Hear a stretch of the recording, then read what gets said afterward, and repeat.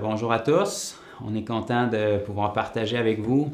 Je me présente, je m'appelle Jonathan Bouchard. J'ai 37 ans. Je suis le fils de l'évangéliste Bertrand Bouchard, que peut-être certains d'entre vous, les auditeurs, avaient eu le privilège d'entendre son témoignage récemment dans le cadre de la même organisation. Donc, moi, je suis son fils, je suis natif de l'Abitibi. Et puis, comme certains d'entre vous allez comprendre, si vous avez visionné le témoignage de mon père, j'ai un parcours de vie qui est assez différent. J'ai un arrière-plan qui est différent de celui de mon père. J'ai eu le privilège de naître dans une famille chrétienne. Mes deux parents étaient déjà convertis, avaient rencontré le Seigneur Jésus, avaient eu leur vie transformée par le Seigneur déjà. Donc moi, je suis né dans ce cadre-là. Je suis l'enfant de leur vieillesse. Mes parents essayaient d'avoir un enfant depuis pratiquement 11 ans et ma mère était stérile jusqu'à ce que le Seigneur Jésus la guérisse. Et puis, suite à ça, ils m'ont eu. Ma mère était âgée de 41 ans environ lorsqu'elle m'a eu. Mon père était dans la mi-cinquantaine déjà. Donc, je suis né dans ce cadre-là. Mon père était déjà un évangéliste qui parcourait le Québec aussi loin que je peux me souvenir. Donc, j'ai toujours grandi dans les milieux chrétiens, dans les églises. Dans mon enfance, je dis souvent, quand je partage mon témoignage, que c'était plus naturel pour moi d'être 5-6 jours par semaine à l'église qu'à l'école. Donc, mon père opérait comme pasteur en Abitibi. Des fois, il y avait jusqu'à 2-3 églises qu'il gérait. Donc, pour moi, dans mon enfance, c'était naturel d'être à l'église. C'était naturel d'entendre parler de la Bible. C'était naturel d'avoir de la prière à la maison, de voir mes parents lire la Bible. C'était même naturel pour moi de voir le surnaturel et le miraculeux parce que mon père a toujours eu beaucoup de miracles à travers son ministère. Donc, c'est toutes des choses qui, pour moi, sont inhabituelles pour la majorité des gens, mais pour moi, ça faisait partie de mon quotidien. C'était naturel et j'ai tout le temps grandi en ayant cette connaissance-là de Dieu, ou cette foi-là intellectuelle, si je peux dire, de Dieu. Donc, aussi loin que je peux me souvenir, j'ai toujours cru en Dieu, j'ai toujours aimé le Dieu duquel on m'avait parlé. Je lui parlais comme la majorité des êtres humains à chaque fois que ça va mal, qu'on a une difficulté, qu'on a un défi à relever, on prie. Hein, on se sert de Dieu un peu comme une bouée de sauvetage plutôt qu'un Dieu avec lequel on a une vraie relation. Donc, j'ai passé mon enfance comme ça. J'ai toujours aimé Dieu, je priais à tous les jours, je faisais tout ce qu'on m'avait enseigné, je lisais la Bible à tous les jours, même si l'intérêt n'y était pas, je le faisais parce qu'on m'avait dit que c'était la bonne chose à faire. J'étais dans les églises constamment, je priais à tous les jours, comme j'ai dit. Mais avec le recul, quand je partage mon témoignage, je peux dire que, puis la raison pourquoi que je le partage, c'est parce que je le sais avec expérience qu'il y a tellement de gens aujourd'hui dans les milieux chrétiens ou des gens qui se disent croyants, qui sont dans la même position où moi j'étais. Et c'est vraiment terrible avec le recul quand on réalise qu'on peut passer notre vie avec Dieu si près de nous, puis nous à la fois être tellement loin de lui. Puis moi, c'était vraiment mon cas. J'avais Dieu partout autour de moi dans mon entourage, mais mon cœur était tellement loin de lui. Je ne connaissais pas Dieu intimement du tout. À l'adolescence ou jeune adulte, j'ai quitté la maison familiale et puis là, j'ai commencé ma vie à partir de là. Toujours en croyant en Dieu, j'étais toujours dans les milieux chrétiens quand même, je continuais d'aller à l'église, mais ma vie avait à peu près aucune différence avec les gens qui ne connaissent pas Dieu ou qui sont totalement incroyants. Je ne faisais pas les gros péchés apparents, qu'on pourrait dire, à cause de l'éducation chrétienne que j'avais reçue, mais j'avais pas de temps avec Dieu, mon cœur n'était pas là. Je faisais les pratiques, mais mon cœur n'était pas dans la chose. Mais quand on me demandait si j'étais croyant, je disais absolument, moi je suis chrétien, et puis... bref, donc j'ai vécu ma vie adulte comme ça et je suis quelqu'un qui a toujours assez bien réussi. J'ai commencé à travailler très jeune, puis j'ai fait relativement pas mal d'argent et puis j'avais beaucoup d'amis et ma vie allait bien d'un point de vue humainement parlant. Pour avancer rapidement jusqu'à l'âge de 28 ans, où est-ce que le Seigneur est venu comme m'interpeller, et puis je le remercie de tout cœur d'avoir fait ça. À l'âge de 28 ans, à mon anniversaire de mes 28 ans, le 20 janvier 2013, je m'en souviens encore, j'étais dans la salle de bain un matin, et puis j'étais en train de parler un peu avec moi-même ou à Dieu, et puis je me disais, waouh, aujourd'hui, ça fait 15 ans que tu es chrétien, parce qu'à l'âge de 13 ans, je me souviens, dans le salon chez mes parents, j'avais fait un pacte avec Dieu. J'avais dit, Dieu, ça fait assez longtemps que j'entends parler de toi, puis je t'aime trop pour aller en enfer, fait qu'à partir d'aujourd'hui, je suis chrétien, je te donne ma vie, et puis j'avais fait un peu les prières que j'avais apprises, et puis j'avais dit, à partir de là, le dossier est clos, on n'en parle plus. Ma vie n'avait jamais changé, je vivais dans le péché abondamment toute ma vie de jeune adulte, mais dans ma tête, le dossier était clos, et puis j'étais convaincu que j'étais chrétien et que tout était correct pour moi. Jusqu'à ce que le Seigneur décide de venir m'interpeller. Donc c'est ça, ce matin-là, le 20 janvier 2013, dans ma salle de bain, j'étais justement en train de me commémorer les dates, et c'est exactement à cette date-là, à l'âge de 13 ans, que j'avais pris cette décision-là avec Dieu. Et puis, c'est ça, je me parlais un peu toute seule dans la salle de bain, puis je me suis dit, waouh, aujourd'hui, jour pour jour, ça fait 15 ans que tu es chrétien. Et puis, j'ai même pas eu le temps de finir ma phrase, que la présence de Dieu est descendue dans ma salle de bain. Et c'était la première fois de ma vie, concrètement, que j'entendais Dieu me parler, même si j'avais passé ma vie dans les églises. Et j'ai même pas eu le temps de finir ma phrase. Dieu me dit, pourquoi tu dis que tu es chrétien? Et en un instant, je ne peux pas vous l'expliquer dans le naturel, mais en un instant, j'ai le film de ma vie qui a défilé, comme sur une espèce de vieux diaporama, ça l'a roulé. Les 15 dernières années de ma vie ont défilé devant mes yeux, puis j'ai resté complètement sans mots devant ce qui venait de se passer, parce que je savais que c'était ma vie, je l'avais vécue, et je savais que Dieu la connaissait, et il n'y avait absolument rien de Jésus dans ce que je venais de voir, autre qu'une confession de foi. Ma vie n'avait jamais été changée. Je me suis rendu compte avec cette rétrospective-là que toutes les prières que j'avais faites à Dieu toute ma vie, jamais une seule fois dans ma vie, j'avais élevé une prière à Dieu pour quelque chose d'autre que mes propres intérêts. Jamais j'avais cherché le cœur de Dieu dans aucune de mes prières, aucune de mes demandes. Jamais je m'intéressais à lui dans ce que j'avais élevé comme demande. Je me servais de lui un peu comme un génie dans une lampe qu'on frotte pour demander nos trois souhaits, puis après ça, on le remet sur la tablette jusqu'à temps qu'on ait un autre problème. Et puis ça m'a vraiment donné un choc, ça m'a vraiment bouleversé, parce que la Bible nous dit que tout est nu et découvert devant celui à qui on doit rendre des comptes, puis c'est exactement le cas. Ça va être comme ça pour chacun de nous, mais qu'on traverse l'autre bord, notre vie va défiler devant nos yeux, puis on va avoir à faire face à ce qu'on a vécu comme vie. À partir de là, j'ai commencé à me poser des questions vraiment. Et puis, en dedans de 2 semaines, j'étais à l'église comme à l'habituel. J'étais toute seule dans le fin fond de l'église ce matin-là. Et il y a quelqu'un qui prêchait. Et puis jusqu'à ce jour, je ne me souviens même pas de ce qu'il a prêché, mais la conviction du Saint-Esprit était sur moi. Je n'avais jamais ressenti ça de ma vie. Et puis lorsque la personne qui partageait a terminé, il a fait un appel qui n'était pas un appel typique comme on est habitué d'entendre pour ceux qui voulaient donner leur vie à Jésus. Il a simplement dit, si vous voulez expérimenter plus avec Jésus, si vous êtes tanné de croire en un Dieu que vous expérimentez rien avec, qui ne vous parle pas, qui ne vous touche pas, et c'était exactement ce que je ressentais. Toute ma vie, j'avais entendu parler d'un Dieu, je l'aimais intellectuellement, je croyais en lui intellectuellement, mais la Bible nous dit que le diable et tous les démons croient en lui. Pourtant, ils ne sont pas plus sauvés. Ce n'est pas suffisant de croire que Dieu existe. Donc, bref, j'étais le premier rendu en avant de l'Église, et ce frère-là a prié pour moi, j'ai absolument rien ressenti. Je vous dis ça parce que Dieu, c'est pas toujours une question émotionnelle. Lorsqu'il a prié pour moi, mon cœur était là, je voulais tellement expérimenter ce Dieu que j'avais entendu parler toute ma vie. Je n'ai absolument rien ressenti, mais à partir de cette journée-là, tout a changé pour moi. À partir de cette journée-là, après 28 ans de ma vie dans les milieux chrétiens, je commençais à lire la Bible avec un intérêt vraiment qui était là. Pour la première fois, je lisais la Bible parce que j'avais envie de la lire puis je la comprenais. Toute ma vie, j'avais lu la Bible et puis je suis quelqu'un qui a une mémoire hors du commun.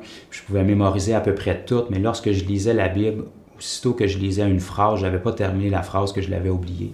Je ne comprenais pas vraiment. Puis à partir de cette journée-là, j'ai commencé à lire la Bible avec un appétit puis une faim personnelle, puis ça me passionnait de la lire puis je la comprenais.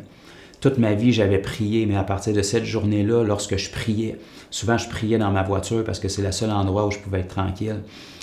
Je sentais la présence de Dieu qui descendait, c'était tellement tangible, c'est comme si Jésus était assis sur le siège passager avec moi. À partir de ce moment-là, ma vie a commencé à changer. C'était plus des efforts que je faisais, mais je commençais à penser différemment. Mes intérêts ont commencé à changer.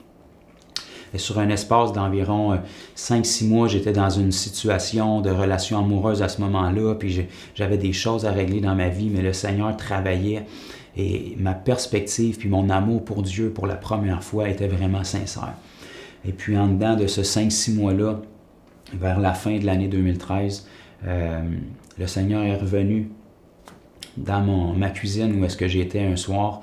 J'étais justement en train d'écouter un enseignement sur mon ordinateur. Et puis, tout à coup, il y a eu une interruption qui s'est faite. Puis la parole de Dieu est descendue vers moi. Dieu m'avait parlé en 2010, quelques années auparavant, 3 ans auparavant en fait. Puis parce que j'avais jamais entendu Dieu me parler, j'ai eu peur de ce qu'il m'a demandé, puis je me suis sauvé. Et ce que Dieu m'avait demandé, c'était très simple. Il m'a dit « Abandonne tout et sers-moi ». Et pour peut-être les auditeurs qui m'écoutaient, pour vous, ça aurait été différent, mais Dieu est personnel avec chacun de nous. Et moi, je savais depuis ma tendre enfance que lorsque Dieu me demandait de le servir, c'était de prêcher sa parole. Je ne savais pas à quel niveau, de quelle manière, de quel ministère, je ne connaissais pas ces choses-là, mais je savais qu'un jour, que je le veuille ou non, j'allais prêcher la parole. Mais c'était complètement au-delà de mes capacités personnelles. Et puis, quand il me parlait en 2010, j'ai mis ça de côté, puis je me suis sauvé, j'ai rempli ma vie avec un paquet de projets. Mais en 2013, à l'automne, quand j'étais dans ma cuisine, la présence de Dieu est redescendue, il y a eu une interruption qui s'est faite, c'est comme si le temps s'était arrêté. Et puis là, à nouveau, Dieu m'a dit « Abandonne tout et sers-moi ». Et la même expérience que j'avais vécue en début d'année s'est reproduite. J'ai les 3 dernières années de ma vie qui sont apparues devant mes yeux, qui ont défilé en quelques secondes, pour me ramener exactement au moment où j'étais en 2010, quand Dieu m'avait interpellé. Je me souviens exactement où j'étais dans mon appartement, puis j'ai entendu sa voix à nouveau qui m'avait dit « Abandonne tout et sers-moi ». Et j'ai vu les 3 dernières années qui ont défilé, où est-ce que j'avais occupé mon temps, où est-ce que je m'étais sauvé pour ne pas obéir à ce que Dieu me demandait. Et puis là, la même parole est revenue « Abandonne tout et sers-moi ». Et puis Dieu, dans sa grâce, m'a permis, dans cette vision-là que j'ai eue, il m'a permis de me voir à travers ses yeux depuis les 3 dernières années où il m'avait parlé. Je me voyais à l'extérieur de mon corps à travers les yeux de Dieu qui était juste là dans les mêmes pièces que moi, qui me regardait perdre mon temps avec des futilités puis essayer de me distraire puis d'étouffer la voix de Dieu que j'avais entendue. Et il était environ à 10-12 pieds de moi. Je me voyais en temps réel à travers les yeux de Dieu qui était dans la même pièce que moi, qui me regardait perdre mon temps et qui attendait patiemment que je revienne devant lui. Puis il me dit maintenant, abandonne tout puis sers-moi. C'est exactement la même parole qu'il m'avait donnée 3 ans auparavant. Je me souviens m'être levé de ma chaise dans la cuisine, je me suis rendu jusque dans mon salon, je me suis effondré sur mon divan. Puis j'ai dit, Dieu, tu connais mon cœur. Tu sais que je suis sincère.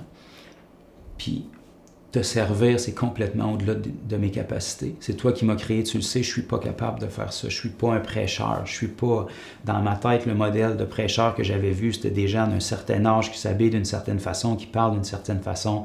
Puis ça, c'était pas moi. Mais j'ai dit, Seigneur, tu le sais que je ne suis pas capable de te servir dans mes facultés. Mais il y a une chose que je suis capable de faire que je n'ai pas fait il y a 3 ans. Mais cette fois-là, je ne raterai pas ma chance. Tu m'as demandé de m'abandonner à toi puis de te servir. Te servir, je suis incapable, mais m'abandonner, ça, je vais le faire. J'ai pris l'engagement, j'ai dit à partir d'aujourd'hui, Seigneur, je ne sais pas à quoi ça va ressembler, la véritable vie chrétienne, mais j'abandonne tout, puis je mets ma vie entre tes mains. J'ai tout laissé tomber, toutes mes passions, les distractions que j'avais, tous les amis, j'avais beaucoup d'amis, beaucoup d'occupations dans ma vie, inutiles pour me distraire. J'étais quelqu'un qui se gardait très occupé. J'ai tout laissé tomber, puis j'ai dit, Seigneur, c'est toi qui va falloir qu'il fasse le travail. À partir de ce moment-là, j'allais travailler. Quand je sortais du travail, je m'enfermais dans ma voiture jusqu'à chez moi. Je priais. La présence de Dieu venait. J'arrivais chez moi. Je passais des 2-3 heures dans la parole de Dieu pour la première fois de ma vie. C'était une passion pour moi de la lire. Je la comprenais. Puis le Seigneur m'enseignait, m'instruisait. Et en dedans de 1 mois après cette expérience-là, peut-être certains auditeurs, vous avez entendu parler d'une expérience que la Bible appelle le baptême du Saint-Esprit et de feu. J'ai vécu cette expérience-là dans ma demeure. Je priais Dieu, la puissance du Saint-Esprit est descendue sur moi. Il y a un feu qui s'est mis à me brûler dans mon cou, dans mes trapèzes. Je n'ai pas vu les langues de feu comme on peut le lire dans le livre des Actes, dans la Bible, mais j'ai ressenti ce feu-là brûler sur moi. J'ai été rempli du Saint-Esprit, puis je me suis mis à parler en langue. C'était une expérience vraiment formidable. Je ne peux pas vous dire combien de temps ça a duré parce que j'ai perdu la notion du temps, mais pendant que je parlais en langue et puis que ça sortait, j'étais en train de parler avec Dieu dans ma tête, puis j'étais en train de lui dire, là Seigneur, il va falloir que tu arrêtes parce que je vais manquer d'air, j'ai peine à respirer tellement ce que ça sortait. Et puis à partir de ce moment-là, ma marche encore avec le Seigneur a changé, j'ai eu un amour pour le Seigneur, une intimité avec lui encore plus grande, vraiment une puissance puis un zèle pour pouvoir partager l'Évangile aux gens. Et puis... un mois supplémentaire après cette expérience-là, j'avais déjà eu une ouverture qui s'était placée devant moi pour commencer à prêcher la parole dans une église. Et puis, j'ai jamais arrêté depuis ce temps-là. Et puis, le Seigneur a été fidèle. C'était complètement hors de ma zone de confort. Mais j'ai fait les pas de foi parce que c'est Dieu qui me l'avait demandé. Et les gens ont commencé à être touchés lorsque j'apportais la parole. Et le Seigneur m'a instruit, m'a amené à grandir comme ça. Et puis... suite à ça, ça a été comme ça pendant environ 6 mois où est-ce que je prêchais la parole dans différentes églises jusqu'à ce que, à l'été 2014, le Seigneur avait en réserve encore une autre touche puis une autre révélation pour ma vie. Puis en juillet 2014, j'étais en prière et en jeûne chez moi. Et puis je demandais à Dieu de tout mon cœur. J'ai toujours eu un désir de voir les gens rencontrer Jésus, de voir la nation québécoise sauvée. Et puis, je voulais voir plus de fruits que ce que je voyais. Ça me peinait de voir les églises vides, ou très peu de gens souvent, ou des gens qui ont beaucoup de difficultés, qui ne vivent pas la plénitude de l'Évangile comme on peut le lire dans la parole. J'ai dit à Dieu, montre-nous comment faire pour amener les gens à l'Église ou dans des événements. C'est sûrement nous qui ne comprenons pas quelque chose. Montre-moi, Seigneur, comment faire, puis je suis prêt à avoir l'humilité de le faire. Et puis, ça n'a vraiment pas été long. Le lendemain, c'est le genre de prière que Dieu entend et veut exaucer. Le lendemain, j'étais encore dans ma cuisine en train sur mon ordinateur, sur des pages chrétiennes. Et puis le Seigneur est venu me parler exactement à la même endroit où j'étais. Et puis il a repris les mêmes mots que j'avais, que je lui avais demandé la veille. Puis l'Esprit du Seigneur m'a dit, tu m'as demandé comment faire pour amener les gens à l'église ou dans des événements. J'ai dit, oui Seigneur, c'est pour ça que je cherchais ta face puis que je jeûnais, je veux que les choses changent. Puis Dieu m'a dit quelque chose de très, très simple. Mais avec la révélation de son Saint-Esprit, ça a changé complètement ma vie. Dieu m'a dit, c'est pas aux gens à venir à l'Église, c'est à l'Église à aller vers le monde. Et puis, à partir de ce moment-là, j'ai compris vraiment des choses sur lesquelles j'étais complètement aveugle jusqu'à ce moment-là. J'ai compris qu'on pouvait prendre ce qu'on vivait dans l'Église, que ce soit des guérisons, que ce soit des délivrances, que ce soit n'importe quel type de miracle ou don du Saint-Esprit qu'on voyait déjà dans les églises où est-ce que j'allais, mais qu'on pouvait apporter ces choses-là vers les gens du monde qui ne connaissent pas Dieu encore. Donc à partir de ce moment-là, en l'espace de quelques semaines, il y a un processus qui s'est fait dans ma vie. Dieu m'a permis de rencontrer des gens, de rencontrer différents ministères qui ont ouvert mes yeux sur une autre perspective de la vie chrétienne. Et puis j'ai dit, Seigneur, tu m'as donné ma réponse, fait que je vais faire les pas de foi. Donc en dedans d'1 mois et demi, j'ai commencé à sortir dans les rues et puis à aller vers les gens pour prier pour eux puis leur témoigner de Jésus. Et dès la première sortie que j'ai faite, c'était dans le coin de Granby. La première soirée qu'on est sorti, on a vu le Seigneur guérir des étrangers qui eux-mêmes n'étaient pas nécessairement croyants dans des parcs qui ont commencé à être touchés. Puis à partir de là, ça a allumé un feu dans mon cœur, puis ça a ouvert ma perspective de la vie chrétienne à un autre niveau complètement. Et puis à partir de ce moment-là, au mois de septembre 2014, on n'a jamais arrêté de parcourir le Québec dans les rues, dans les parcs, les centres commerciaux, un peu partout, d'approcher les gens pour que leur présenter un Jésus qui peut les rencontrer puis les combler dans leurs besoins qu'ils ont. Nous, avec le recul qui ont rencontré le Seigneur Jésus, on sait à quel point ce qui est extraordinaire puis que chaque être humain a besoin de naître de nouveau puis d'être sauvé. Mais les gens qui ne connaissent pas Christ ne sont pas conscients de cette réalité-là. Par contre, ce qu'ils savent, c'est que s'ils ont des difficultés, s'ils sont désespérés, s'ils sont malades, s'ils sont dépressifs, s'ils ont n'importe quel problème, ils veulent de l'aide dans leur situation. Et nous, on sait que parce qu'on transporte le Saint-Esprit en nous, on a la capacité de leur offrir l'aide qui est nécessaire dans ces situations-là. Donc, on a commencé à aller approcher les gens puis à leur présenter Jésus qui vient les rencontrer dans leurs besoins. Donc, la guérison, c'est une superbe, belle avenue parce que la société est tellement malade aujourd'hui avec différents problèmes physiques à plusieurs niveaux. Donc, on a commencé à parcourir les rues pour trouver des gens malades. Et en priant pour eux, on voyait le Seigneur Jésus les guérir. Puis on s'est rendu compte qu'un corps qui est guéri fait souvent, pas toujours, mais souvent remonter un cœur qui est plus favorablement ouvert pour l'Évangile. Donc, une fois que les gens sont guéris par la puissance du Seigneur Jésus, alors qu'ils ne le connaissaient même pas ou n'y croyaient même pas, ben ça les amène à être curieux puis à se poser des questions. Et puis ça nous ouvre la porte pour vraiment leur apporter la bonne nouvelle de l'Évangile, leur apporter notre témoignage, leur parler de Jésus qui a changé notre vie, puis qui est toujours bel et bien vivant 2000 ans plus tard pour changer la vie de quiconque s'approche de lui. Et puis on a commencé à voir des gens non seulement être guéris, être délivrés, à entendre l'Évangile pour la première fois de leur vie possiblement, parce que les gens au Québec, ils pensent connaître Dieu bien souvent, mais ce qu'ils ont connu le plus souvent, c'est de la religion.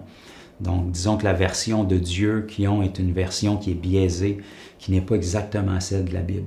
Et quand ils rencontrent un Dieu qui est réel, qui est concret, qui est rempli d'amour, qui est près de nous, qui vit parmi nous et qui désire vraiment toucher les gens, les rencontrer dans leurs besoins, être la solution dans leurs problèmes, bien, il y a beaucoup de gens qui décident de se tourner vers le Seigneur, beaucoup plus qu'on pense. Les gens sont beaucoup plus ouverts qu'on peut se l'imaginer. La raison pourquoi on pense que les gens sont fermés ici au Québec ou en Amérique, bien souvent, c'est parce qu'on ne leur a pas présenté le bon Jésus. On ne leur a pas présenté la bonne version de Jésus. On ne leur a pas présenté le Jésus de la Bible, qui est un Jésus rempli de compassion, qui est un Jésus puissant, qui faisait encore des miracles.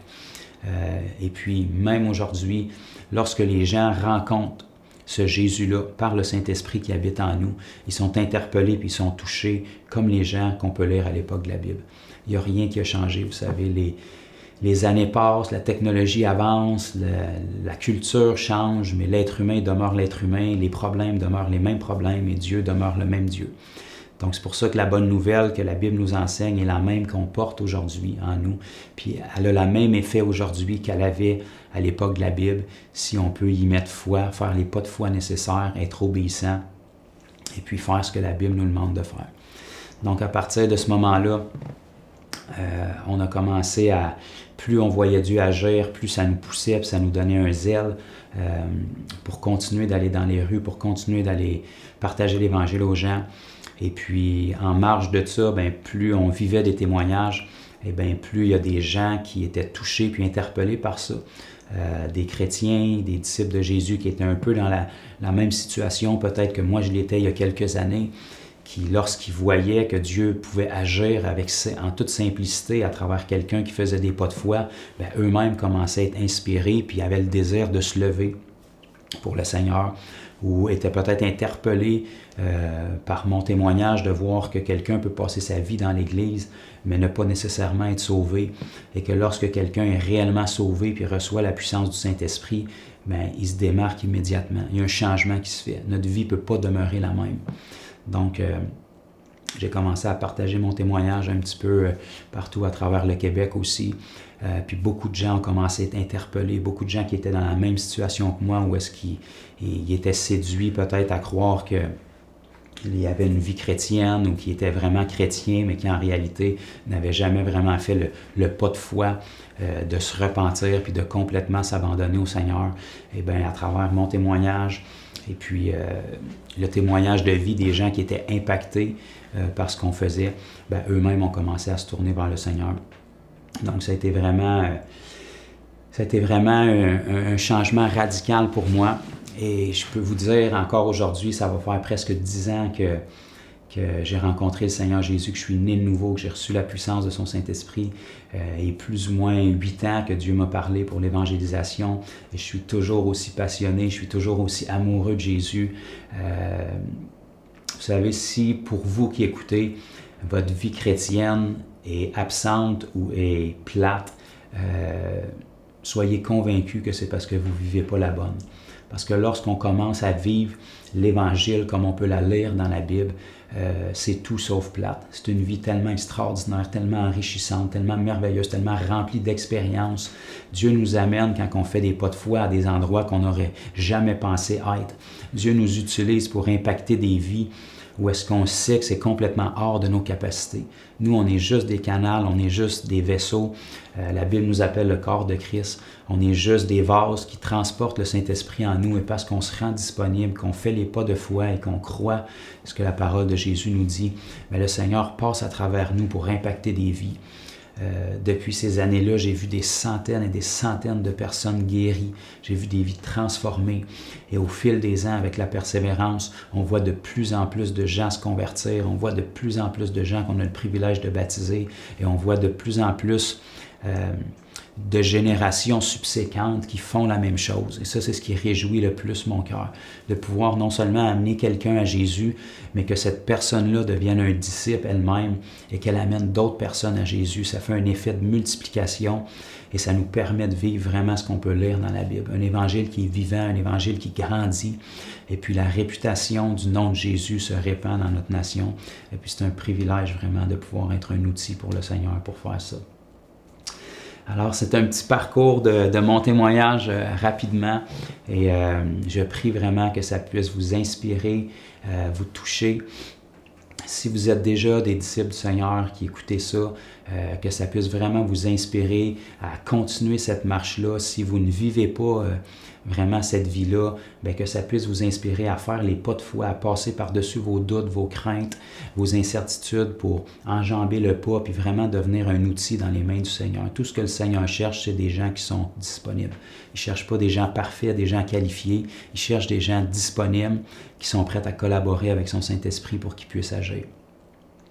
Puis si vous m'écoutez aujourd'hui puis vous ne connaissez pas le Seigneur Jésus, peut-être vous êtes croyant comme beaucoup de Québécois, ils disent « je suis croyant non pratiquant ».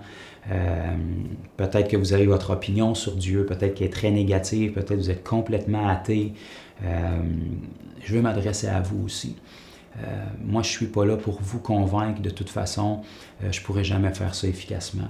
Moi, ce que je crois, c'est qu'en partageant l'Évangile, le Saint-Esprit agit à travers nos paroles pour convaincre les cœurs selon votre arrière-plan à vous.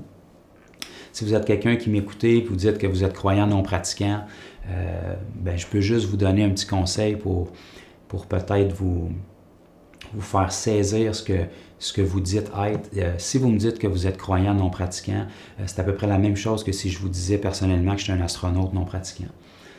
Ça veut dire que vous comprenez, on sait toutes les deux que je ne suis pas astronaute plus que vous. Pour pouvoir être astronaute, il faut qu'on le pratique. Donc, un croyant non pratiquant, c'est quelque chose qui est très populaire dans notre vocabulaire ici, québécois ou en Amérique, mais ça ne fait aucun sens devant Dieu. Lorsqu'on rencontre le Seigneur Jésus, on ne peut pas être pratiquant. Il change notre vie en sorte qu'il place son cœur en nous pour qu'on puisse pratiquer les mêmes œuvres que Jésus faisait. Donc, c'est impossible de rencontrer le vrai Jésus de la Bible puis de vivre le miracle dont la Bible nous parle sans que notre vie soit complètement changée puis que nos pratiques aussi. Bref, si vous écoutez aujourd'hui puis vous ne connaissez pas le Seigneur Jésus, je vous mets au défi, tout simplement. Le Seigneur n'a pas peur des défis. Jésus a dit « Je ne mettrai point dehors celui qui vient à moi ». Peu importe votre arrière-plan, peu importe ce que vous avez fait, le Seigneur vous prend comme vous êtes. Et puis si votre cœur est sincère et vous êtes prêt à faire le pas de foi, de placer votre vie entre ses mains, lui va venir changer votre cœur puis votre vie va commencer à changer. Et puis ça, il n'y a pas de formule magique. La Bible nous dit que si on veut vivre le miracle du salut, il faut simplement se repentir de nos péchés. Vos péchés sont différents des miens. Donc, vous devez simplement reconnaître que vous avez désobéi à Dieu, que vous avez vécu une vie pour vous qui aurait dû être vécue pour lui. Et sans repentir, ça veut juste dire « je ne veux plus faire ces choses-là ». Si je pouvais revenir en arrière, je ferais ma vie différemment. Je ne veux plus vivre sans Dieu. Je veux pouvoir te connaître. Je ne veux pas que tu sois un Dieu loin en arrière des nuages, puis moi qui est en bas. Je veux que tu sois un Dieu présent qui vient se révéler à moi et avec qui je peux vivre ma vie ici-bas, du concret. Si vous prenez la décision dans votre cœur de laisser votre vieille vie derrière, puis vous êtes prête à simplement croire que cette histoire-là dont la Bible nous parle, d'un Dieu qui est venu dans un corps d'homme qui s'appelait Jésus, qui est allé sur la croix pour vous, puis qui est ressuscité, si vous croyez que ce n'est pas juste une histoire, mais que Jésus a réellement fait ça, puis qui a pris votre place à la croix pour que vous puissiez le connaître aujourd'hui, c'est les seuls éléments qui sont nécessaires. Prenez la décision de vous détourner de votre vieille vie et puis de croire dans l'œuvre de la croix que la Bible nous parle, que Jésus est mort et ressuscité. Puis à partir de ce moment-là, si vous êtes sincère, puis vous ne voulez vraiment plus d'une vie de péché, puis vous voulez que votre vie appartienne pleinement à Jésus, il y a un miracle qui va venir se faire au niveau de votre cœur. Et puis si vous êtes prête à prendre cette décision-là, la Bible nous dit que la première chose que vous devez faire, repentez-vous, faites-vous baptiser d'eau et vous recevrez le Saint-Esprit. Donc, si vous écoutez aujourd'hui puis vous avez pris cette décision-là dans votre cœur, il n'y a pas de formule magique. Dites-le dans vos mots. Dites, Dieu, je reconnais que j'ai vécu ma vie sans toi, mais je veux plus. Je veux une nouvelle vie. Je veux pouvoir te connaître. Je veux pas de la religion. Je veux t'expérimenter concrètement. Je veux que tu sois plus réel pour moi que le gars que je suis en train d'écouter dans la caméra. Je veux que tu me touches, que tu me parles, que tu viennes me changer. Je veux que tu viennes me montrer que tu peux faire plus avec ma vie que ce que je réussirais à faire avec mes propres efforts. Si vous prenez cette décision-là, vous devez le plus rapidement possible trouver quelqu'un qui peut vous baptiser, n'importe quel disciple qui connaît le Seigneur Jésus. Vous pouvez communiquer même avec l'organisation à travers laquelle vous écoutez cet enregistrement-là. Quelqu'un va vous baptiser et puis après ça, la Bible nous dit que vous allez recevoir le Saint-Esprit. La puissance du Saint-Esprit va venir sur vous, votre vie va être transformée, puis vous allez pouvoir devenir un témoin pour le Seigneur, pour partager aux autres ce que Jésus a fait pour vous. Le Seigneur est personnel, puis il veut faire une œuvre spéciale dans chacun de nous, parce que pour lui, on n'est pas des robots, on n'est pas des numéros, on est unique, on est précieux, précieuse à ses yeux. Puis la vie qu'il y a pour vous est plus extraordinaire que n'importe quel projet que vous pouvez avoir. Fait que si vous avez pris cette décision-là, je me réjouis, je bénis Dieu pour ça. Et puis communiquez avec l'organisme, faites-nous le savoir. On veut vous aider, on veut vous encourager. On veut pouvoir vous former aussi pour que vous marchiez avec le Seigneur dans la plénitude de ce qu'il y a pour vous. Et puis on est confiant que le Seigneur est fidèle pour répondre à l'appel de n'importe qui vient vers lui avec un cœur ouvert puis sincère. Donc je veux juste prendre un petit 30 secondes pour prier. Père, je te prie pour toutes les personnes qui écoutent, peu importe combien de temps après l'enregistrement, que chaque personne qui a été interpellée parce qu'ils ont entendu à travers ma bouche aujourd'hui, que tu puisses les toucher, Seigneur, que tu puisses les guérir dans leur corps, que tu puisses vraiment transformer leur vie, que tu puisses te manifester d'une manière plus réelle, plus concrète que tout ce qu'ils auraient pu imaginer de toi, Seigneur. Je te prie que leur vie soit changée et que tu puisses commencer à les utiliser puissamment à partir du moment de leur décision, Seigneur. Qu'ils puissent être complètement libérés, qu'ils puissent passer à travers le baptême d'eau, recevoir la plénitude de ton Saint-Esprit là où ils sont, au moment où ils écoutent l'enregistrement. Et Père, on te remercie pour ton œuvre dans chacune des précieuses vies qui vont avoir répondu à l'appel, dans le nom de Jésus.